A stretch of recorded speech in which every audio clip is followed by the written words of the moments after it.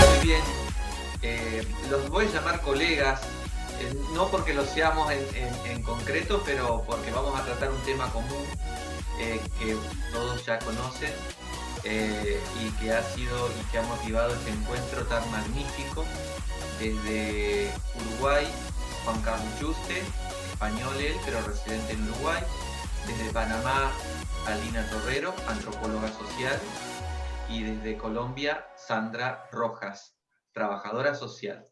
Y vamos a hacer una mirada acerca de la mujer en perspectiva histórica. Por eso un poco vamos a comenzar en principio con Juan Carlos, porque Juan Carlos ha escrito un texto ya hace varios años, Juan Carlos, ¿no?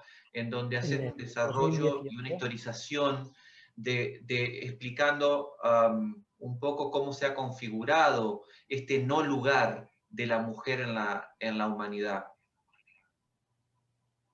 Sí, efectivamente. Es un libro que es un proyecto, como ya sabéis, Estado Universal tiene esa variante respecto a otro tipo de literatura, porque incorpora un desarrollo concreto que se materializa mediante la red social que tiene el mismo nombre. Estado Universal es una nueva red social y que pretende convocar la primera Asamblea de la Humanidad con los objetivos puestos en los derechos humanos y en los retos globales, ¿verdad?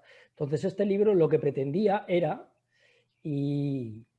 hacer un estudio de la prognosis histórica de si teníamos alguna esperanza sobre la mesa que nos indicara que teníamos posibilidades de evolucionar como especie, ¿no? ¿Cuál es la tendencia? ¿Cuál era la tendencia? Para todo esto, pues llevé a cabo un proceso de documentación, fundamentalmente con libros de historia universal, o lo que también se llama como historia de las civilizaciones, y con soporte filosófico y también de derecho natural. Entonces, de todo ese estudio pude derivar una serie de conclusiones que también no son nuevas, sino que están sustentadas por pensadores y filósofos y científicos en general, nos referimos también hombres y mujeres, que de alguna manera entienden que la esperanza de todos está en el comportarnos como especie, ¿verdad? Y también los patrones históricos que se obtenían de esta evolución que nos había permitido llegar hasta el día de hoy, porque de alguna forma estamos aquí, incluso podíamos tratar de ser compasivos incluso con esa historia, puesto que forma parte de otro tiempo y otro paradigma, pero lo que creo que la conclusión fundamental era que el paradigma dominante era el paradigma de la fuerza. El orden establecido es un orden principalmente cruel, principalmente violento, que necesita establecer sistemas profundamente jerarquizados, piramidales, que tienen como un objetivo fundamental mantener un poder, defenderse de otros poderes. Para llevar a cabo eso necesitan un sistema militarizado. Ese sistema militarizado especialmente ha requerido de la utilización de los hombres, Y en muchos casos también creo que por este funcionamiento de un sistema vertical que se ocupa de someter de arriba a abajo para tratar de contar precisamente con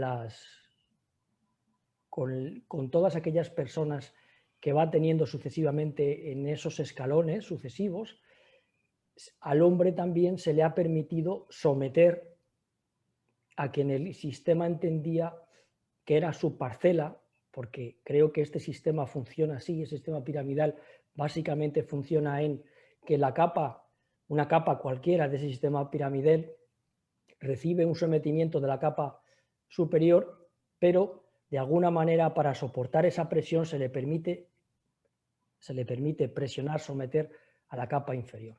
Entonces creo que en gran medida este orden mundial basado en los estados-nación, con una herencia, como estamos diciendo, profundamente basada en el paradigma de la fuerza, está basado en el riesgo de la guerra, en el riesgo de la guerra.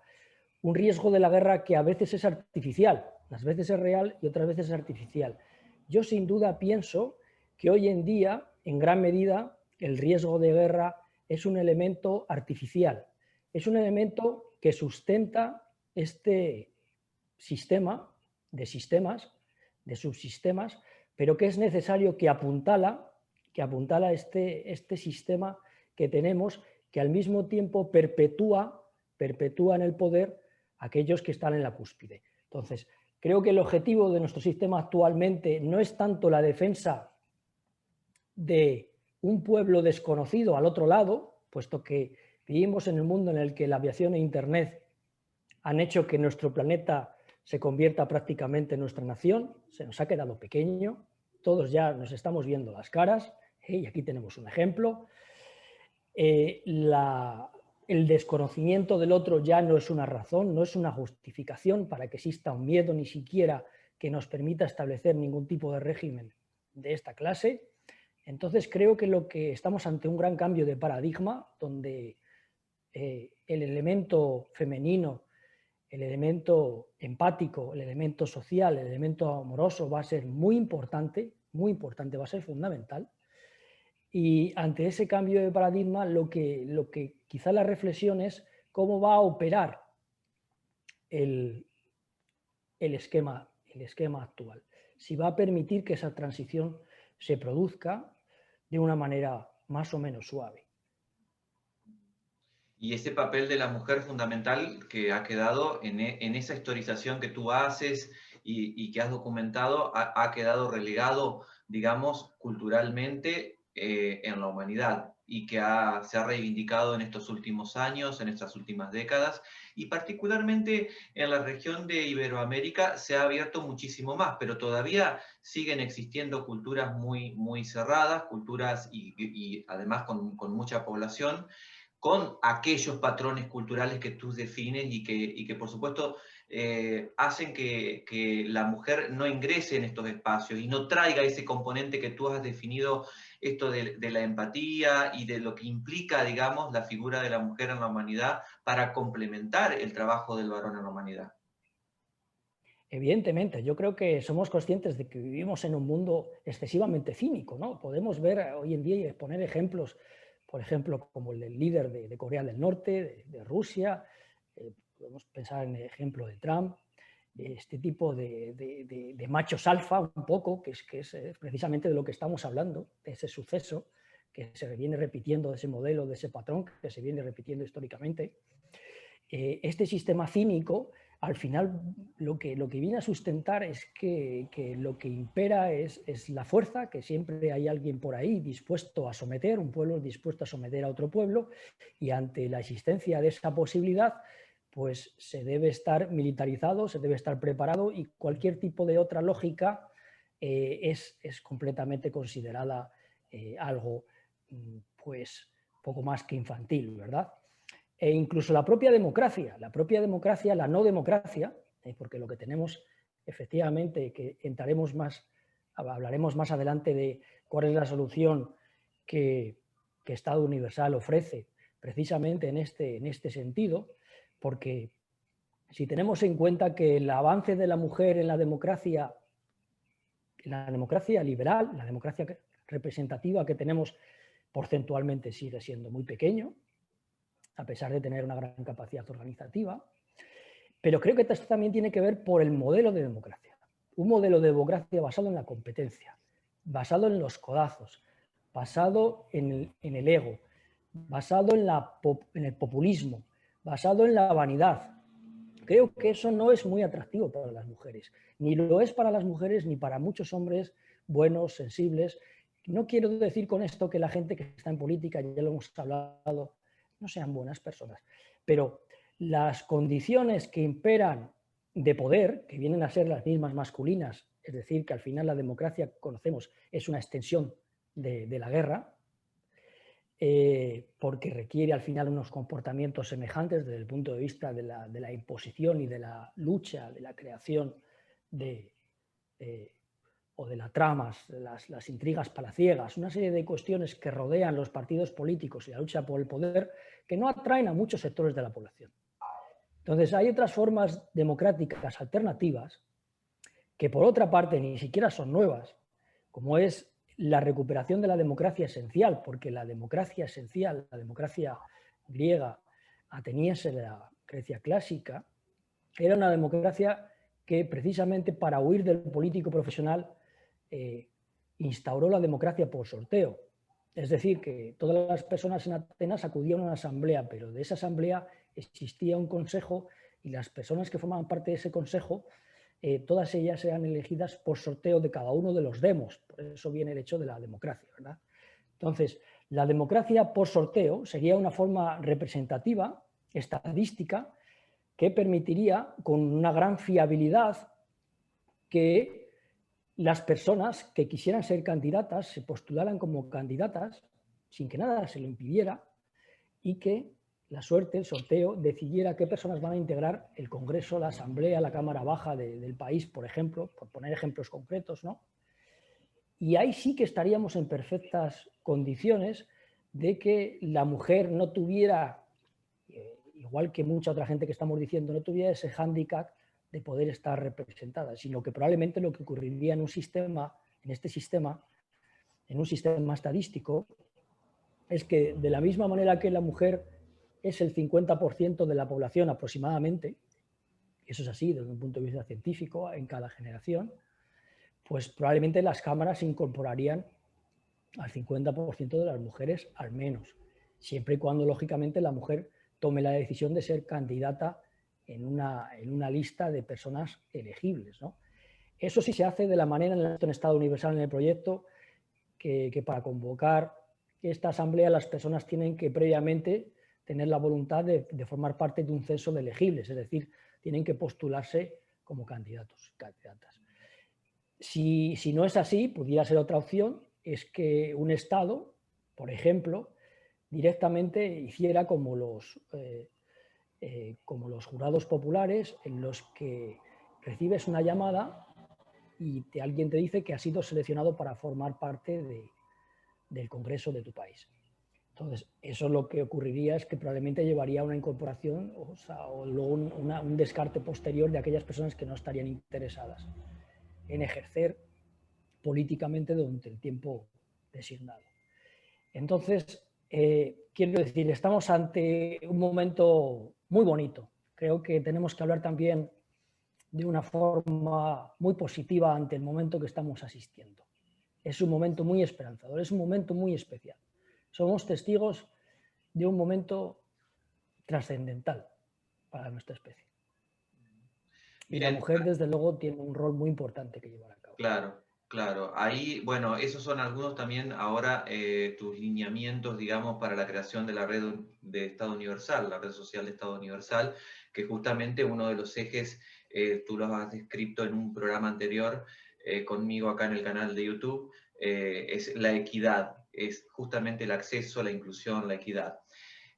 Con relación a lo que es la región de América Central, particularmente Alina, desde Panamá, ha trabajado mucho desde su área de investigación en la antropología social con mujeres de distintos sectores que de alguna manera también son una muestra representativa de lo que está pasando en la región de Iberoamérica. Lina, ¿cómo has visto tú desde Panamá y también a partir de tu intervención en investigaciones con UNICEF o con UNESCO o con la OIT o con la Unión Europea, este movimiento, esto que, bueno, Juan Carlos dice que es esta nueva época en la que empezamos a transitar verdaderamente un camino en la humanidad que le da otro espacio a la mujer, el espacio que antes le fue negado, en tu perspectiva desde la sociedad en Panamá?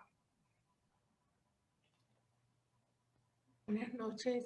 Yo tendría que decir que tendría que leer el libro de Juan Carlos. Me llama mucho la atención, me quedo como al pendiente, como tarea pendiente hacerlo. Hay algunas cosas de las que él acaba de comentar que me saltan. No soy tan optimista como Juan Carlos.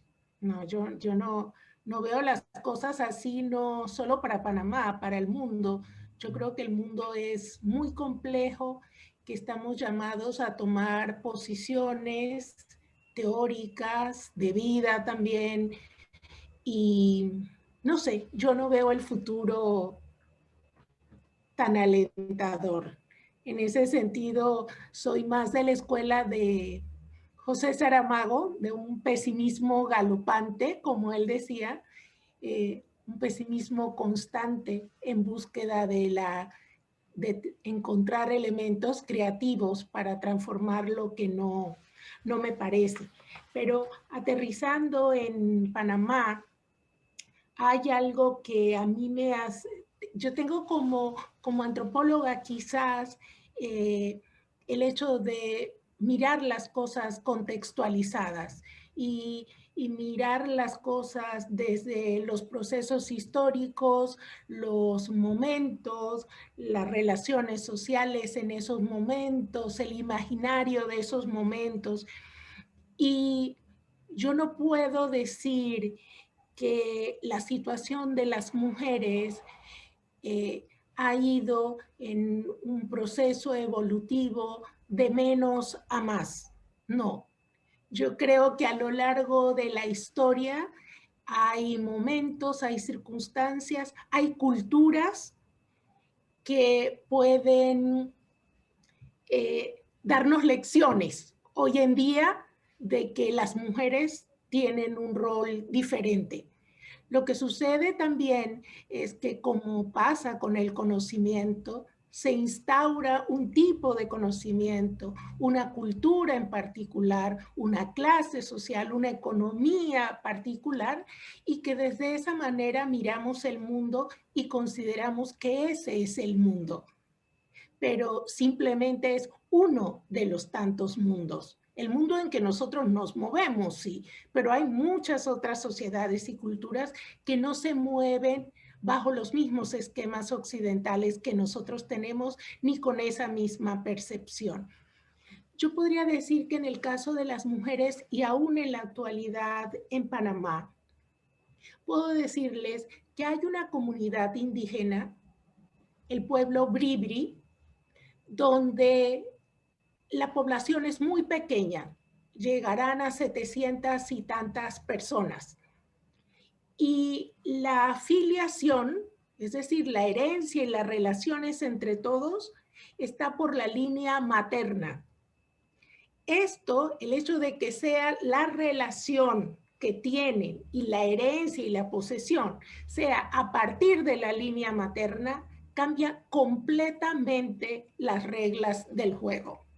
Completamente.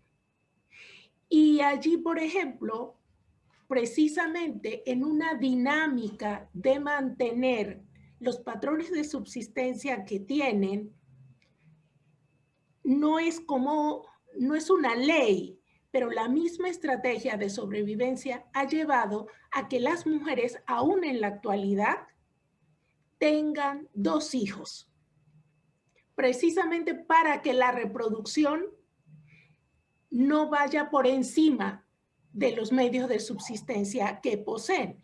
Y hay rituales de fertilidad, precisamente yo necesitaría investigar más, esto no es algo que cualquiera pueda conocer así nada más, cuáles son esos rituales, pero que me imagino que es una manera de control de natalidad para que esto no vaya más allá.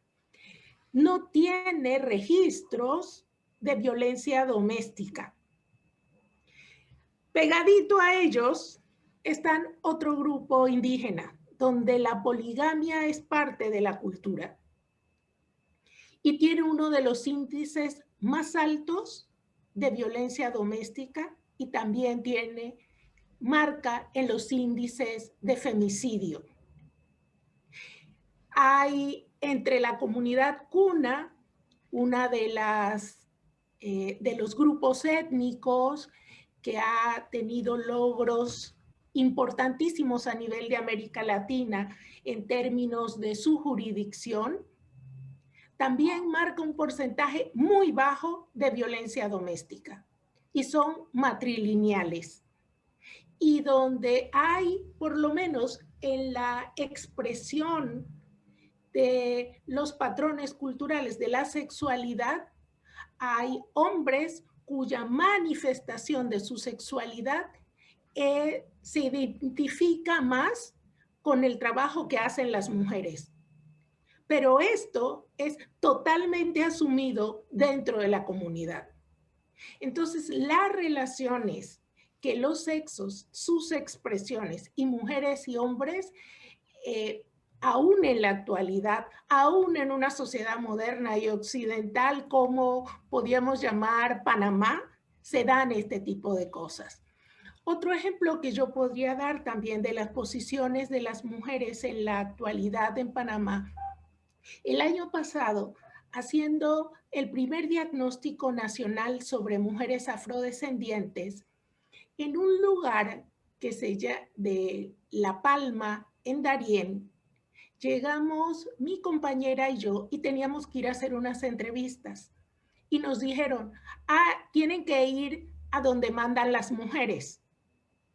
Y nosotros nos reímos porque el taxista y llegamos y era un lugar de costa y los hombres y los piropos y la cuestión y nosotros juramos que nos estaban molestando.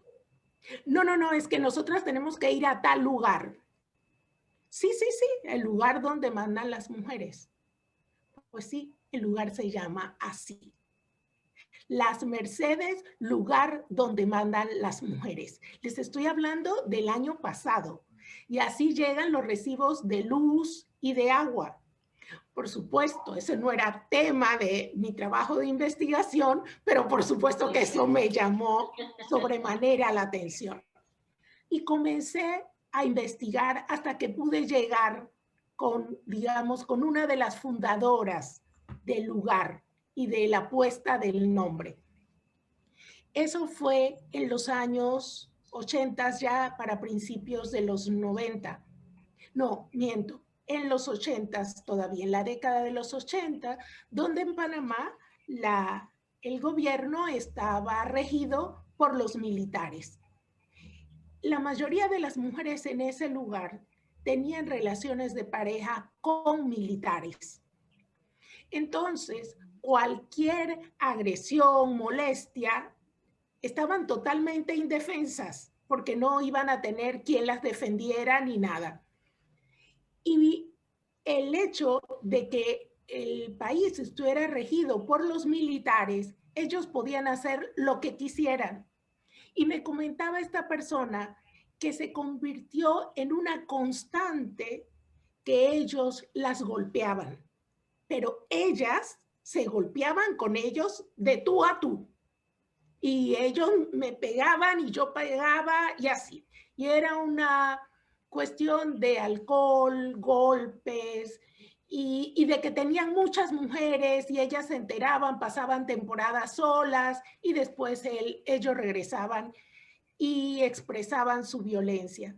Hasta que un día ella y una amiga de ella, cansadas ya de tantos golpes, ella de 30 y tantos años, con 3 hijos, la otra chica de 26 con uno muy chiquito, decidieron que será el último día que un hombre golpeaba a alguna mujer en ese lugar.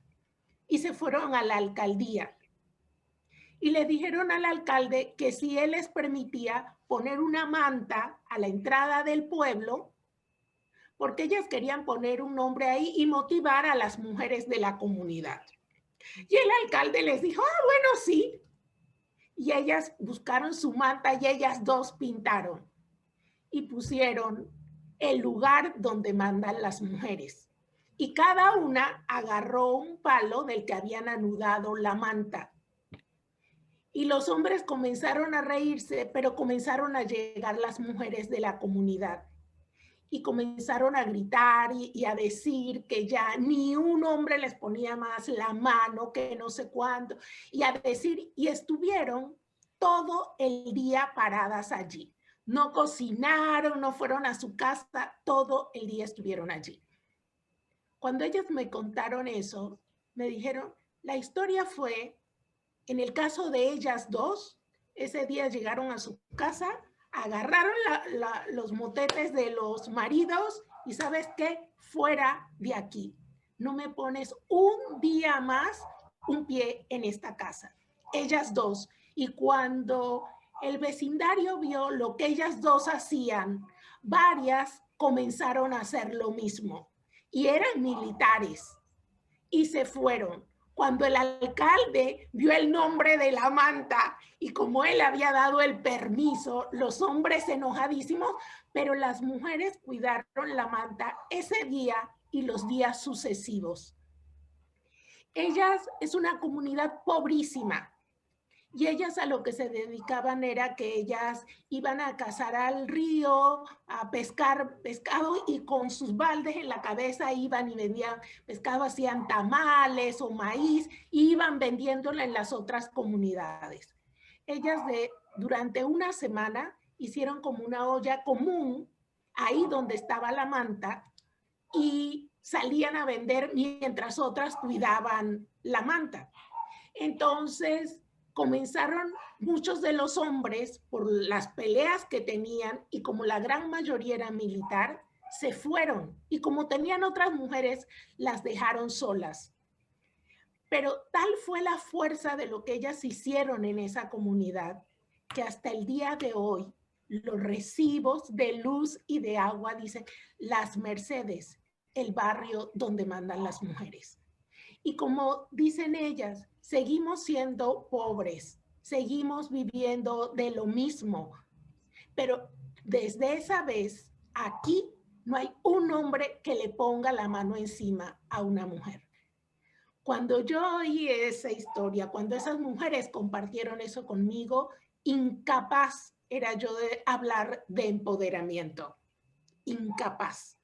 Cuando el término ni siquiera se usaba en Latinoamérica, esas mujeres sabían lo que era eso y sabían que el trabajo colectivo, la unión de ellas, y también hubo hombres que las respaldaron. No es que no hubo hombres que no, porque el alcalde también les hubiera podido echar la policía y no lo hizo. Y eso lo cuentan ellos como una gran historia. Y alrededor de las comunidades todo dice, no, no, no, hay el hombre que se le ocurre hacerle algo a una mujer, lo linchan. O tienen ellas la fama de ser mujeres bravas. Pero fueron mujeres que dijeron, nos cansamos, nos cansamos.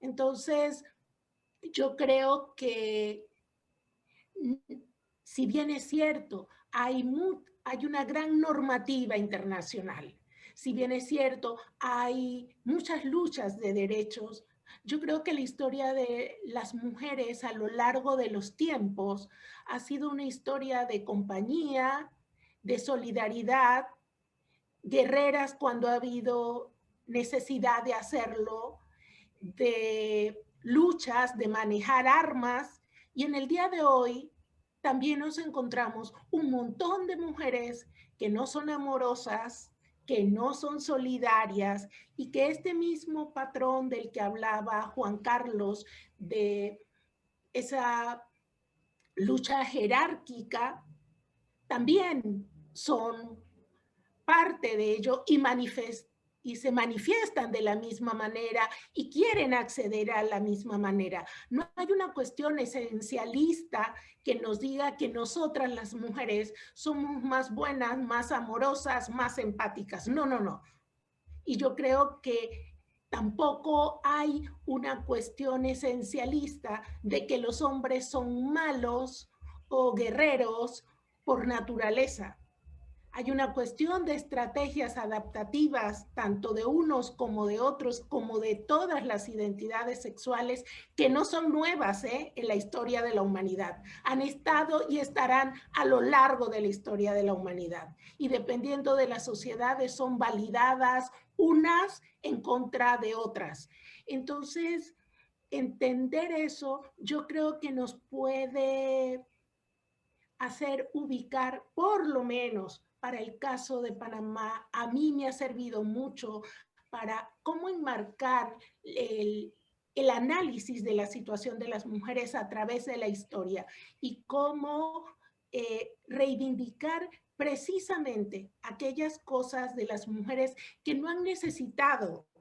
Yo no es que estoy devaluando la lucha actual, no estoy devaluando la normativa internacional y la normativa nacional en Panamá. Y sé que además estas cosas no se han dado por la bondad de alguien. Esto ha necesitado luchar y se sigue luchando. Pero aún aquellas que no se sienten identificadas, que ni siquiera conocen de esos derechos, tampoco es que se las han pasado dormidas en sus espacios aguantando o siendo buenas. También ellas, desde lo que han podido, han generado estrategias de sobrevivencia para ellas, sus hijos y aún para sus parejas. Bien. Vamos ahora a darle participación a Sandra Rojas. Ella es catedrática de la Universidad de Caldas en Manizales, en Colombia. Está allí en Colombia. Está muy cerca de Panamá, pero más allá de las cercanías, seguramente hay también diferencias, hay contrastes culturales, socioculturales, educativos. Tú, Sandra, has trabajado mucho como trabajadora social, ¿no? En temas de familia, de mujer, también de una cosmovisión, digamos, de sociedad constituida por el núcleo familiar, en donde la mujer, particularmente también en Colombia, debe tener una impronta y aún la sociedad de tu estado, o mejor dicho, de tu departamento, que es Caldas, ¿no? En el interior, ahí en los Andes, una ciudad que conozco además, que es Manizales. ¿Cómo has vivido tú, que has trabajado tanto en la promoción de políticas públicas o mediando en las políticas públicas vigentes en Colombia, este tema del empoderamiento de la mujer, que ya desde el punto de vista histórico Juan Carlos ha dado su hipótesis, que Alina ha mencionado también con mucha vehemencia desde su realidad en Panamá? ¿Qué pasa en Colombia con el rol de la mujer? Bueno, muchas gracias por la invitación y buenas noches para todos. Bueno, yo empezaría a hablar como a contextualizar un poco desde donde yo me muevo. Yo actualmente soy profesora de la Universidad de Caldas. Hago parte también del Centro de Estudios de Conflicto, Convivencia y Violencia, que es un centro de investigación en que nos encargamos hace más de 15 años en estudiar toda la realidad del conflicto armado en Colombia, pero específicamente en el departamento, y hago parte de la Red Nacional de Mujeres Nodo Caldas, digamos que aporta sustancialmente al movimiento feminista en el país. Bueno, escuchando a mis compañeros, yo siento que coincidimos en muchos asuntos, no siento que nos distanciemos. Considero que a nivel de Colombia, y me atrevería a decir que en Latinoamérica, pues han existido conquistas que son interesantes, pero evidentemente falta mucho por conquistar. Yo considero también, bueno, en el país, hablo pues específicamente desde mi departamento. Nosotros, el movimiento feminista en el país ha tenido unos avances interesantes, sobre todo en el marco de un país, por ejemplo, que fue uno de los últimos países en Latinoamérica para acceder al voto femenino. toda esta carga histórica que tenemos de más de 50 años de conflicto armado en el país, que de hecho tuvo unas consecuencias diferenciales en hombres y en mujeres, pero es desde allí donde yo quisiera pues hablar un poco de los avances que hemos tenido, retrocesos en ese sentido. Uno es que todo el movimiento de mujeres y sobre todo yo actualmente vengo realizando un proyecto hace más de 2 años que se llama Mujer Círculo, que es un proyecto muy bonito que hacemos la Universidad de Caldas y la Red Nacional de Mujeres Nodo Caldas, tratando de identificar las barreras de acceso que tienen las mujeres rurales del departamento a una vida, a una maternidad libre, y encontrando un poco de las barreras de acceso que tienen las mujeres al desarrollo pues, de sus derechos sexuales y reproductivos, que siento que es uno de los logros todavía ahí que nos falta, sobre todo en el país.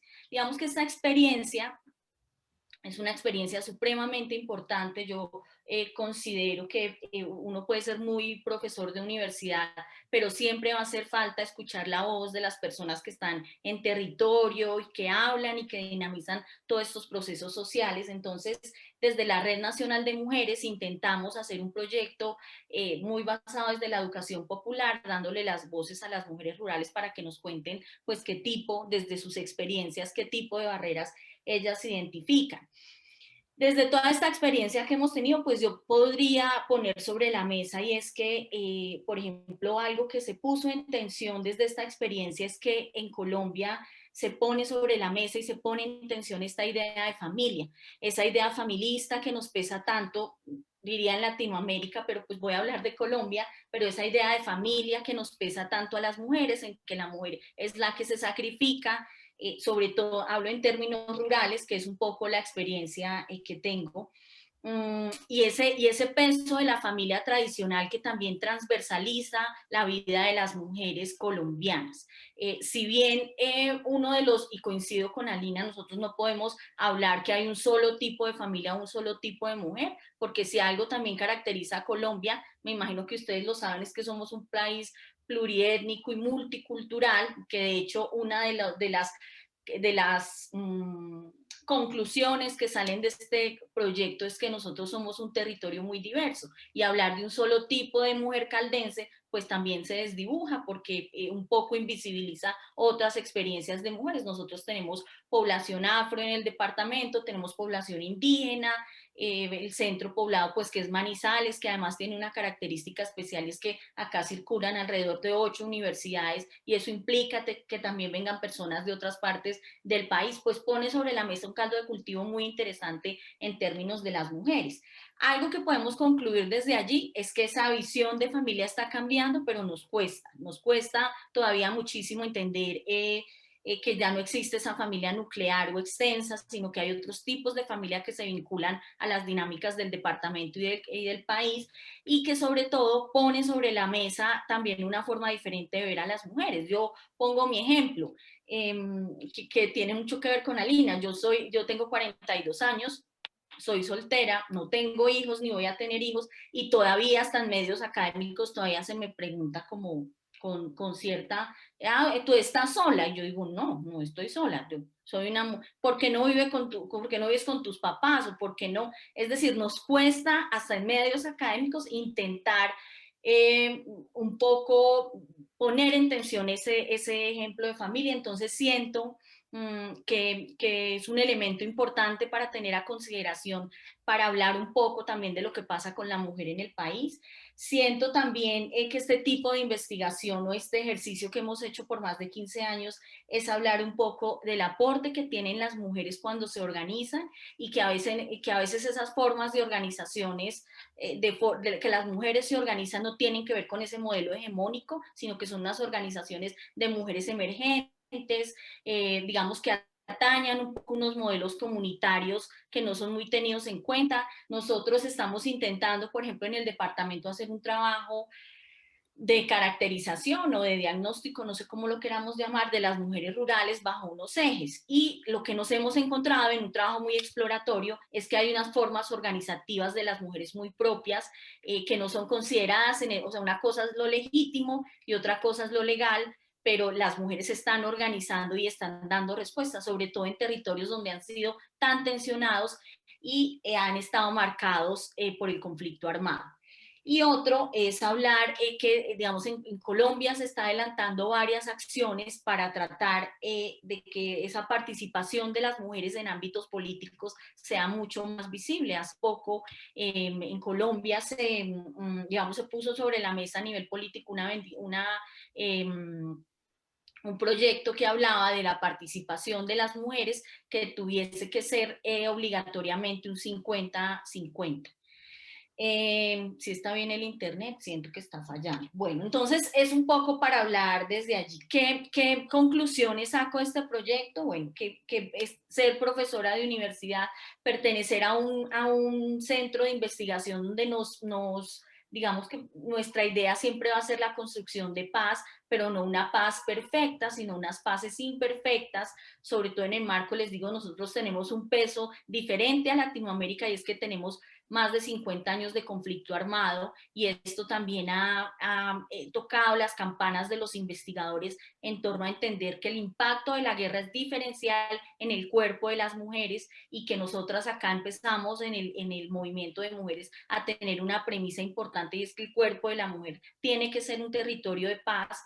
Entonces me parece un asunto muy interesante a tener en cuenta y siento que una conquista, porque hablábamos de avances y conquistas inicialmente alrededor de nuestro diálogo, es entender que las organizaciones de mujeres y los movimientos de mujeres aportaron indudablemente a que hoy hablemos de la firma de un acuerdo muy imperfecto con todo lo que viene, pero es uno de los acuerdos de paz en el mundo que tiene un enfoque de género garantizado, un capítulo en pleno y que ahora estamos los movimientos de mujeres en la lucha para que esto se cumpla. Y ahí está la atención porque no se ha cumplido mucho, pero estamos, digamos, en ese intento que se visibilice, que hablemos de reparación y de paz en el marco de entender que la guerra tiene un impacto diferencial en el cuerpo de las mujeres y en la vida de las mujeres. Otro asunto importante para hablar es pues lo que estamos tratando de consolidar en Colombia, la interrupción voluntaria del embarazo, pues a propósito de lo que sucedió en Argentina, en Colombia también hay un movimiento importante, que es el movimiento Causa Justa, que estamos luchando por la despenalización total del aborto en Colombia, porque acá todavía hay tres causales por las cuales, digamos, bajo las cuales se puede interrumpir un embarazo, pero todavía la interrupción aparece en el Código Penal, entonces hay un movimiento importante que busca la despenalización total, sobre todo bajo la idea de alcanzar digamos que es el último eslabón en el marco de la ciudadanía que las mujeres queremos alcanzar, es decir, nosotras, y lo que implica una justicia reproductiva, lo que implica unos derechos sexuales y reproductivos, no lo tengo que explicar acá, no es que van a aprobar y todas vamos a salir, pero eso también implica un montón de, digamos, de acciones en la vida de las mujeres, entendiendo que es nuestro principal territorio y que el cuerpo de las mujeres es un territorio de paz. Hablamos de un país donde el cuerpo de las mujeres era botín de guerra, hablamos de un país donde la violencia sexual era absolutamente presente en la vida de las mujeres rurales en el marco del conflicto armado. Entonces es importante que en el marco de un posacuerdo nosotros podamos empezar a hablar de una justicia en el cuerpo de las mujeres que existió hace mucho tiempo, entendiendo que no hay un solo tipo de mujer, que no es lo mismo hablar de una mujer en Tumaco, una mujer afrodescendiente, a una mujer indígena o a una mujer mestiza, que ha podido entrar a la educación superior, bueno, en fin, entonces tratamos de poner a conversar todas esas situaciones. Y otro asunto importante que siento que en el que hemos avanzado, pero nos falta muchísimo, me atrevería a decir que también en Latinoamérica, es hablar del trabajo de cuidados y poner sobre la mesa los aportes que las mujeres hacen a la economía del país con su trabajo de cuidados y de reproducción. Es un asunto en el que estamos también muy comprometidas los movimientos de mujeres y el movimiento feminista en el país.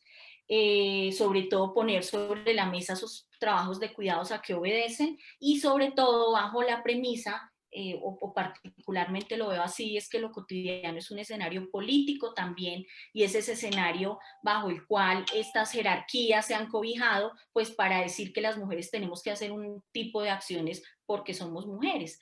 Pero entonces la idea es poderlo llevar sobre la mesa y que sea claro y conciso para las políticas públicas, que eso se pueda evidenciar, pero que también transversalice otros aspectos de la vida de las mujeres en cuanto a los índices de violencia intrafamiliar. Por ejemplo, en el marco de esta pandemia, los índices de violencia y de violencia al interior de las familias subieron radicalmente, es decir, esto es una preocupación de nosotros como movimiento de mujeres en Colombia, es que las denuncias por violencia física aumentaron notablemente en estos confinamientos, y también se puso sobre la mesa, es decir, fue el campanazo o el momento apropiado para hablar del trabajo de cuidados y el aporte que hacen las mujeres desde lo cotidiano a la economía del país.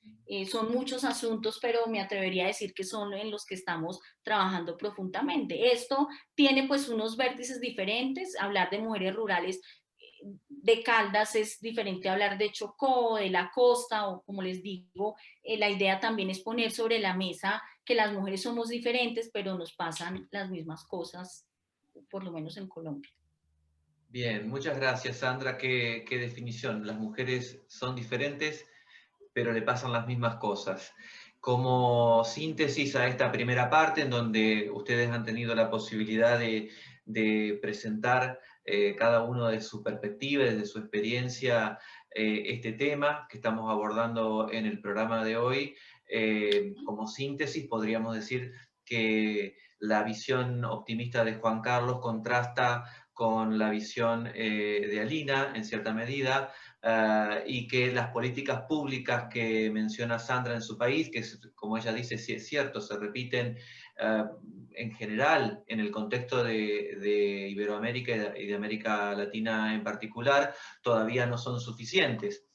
Con una convergencia común entre los cuatro es que tenemos que seguir trabajando como sociedad y como humanidad para la inclusión de la mujer, para el verdadero respeto de la mujer, para que todo esto que se proclama con tanta vehemencia muchas veces sea real y no solo simbólico, que realmente la mujer tenga una participación efectiva, un poco esto que plantea desde Estado Universal Juan Carlos, que tiene que ver con esta equidad más natural de una nueva humanidad, en esta nueva habitualidad, que yo denomino nueva habitualidad, en la que estamos viendo que vamos dando pasos, pero que todavía no terminan de solidificarse, acciones que todavía no terminan de concretarse, promesas que no terminan de cumplirse, con relación a la mujer y con relación a otras situaciones que también incluyen a otros ciudadanos de nuestra sociedad que tampoco son incluidos.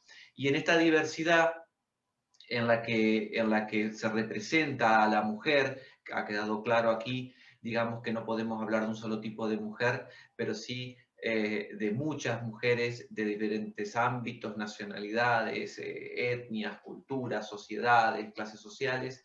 Lo que sí tiene que quedar claro es que la mujer tiene que seguir poniendo esa cuota que le falta a la humanidad, que el hombre se la negó históricamente, y que tanto varones como mujeres, los varones que estamos convencidos de esto, y ustedes mujeres, le hablo a Lina y a Sandra desde el lugar en el que están, seguir creyendo que es posible. Es decir, esta esperanza tiene que seguir habitando en nosotros.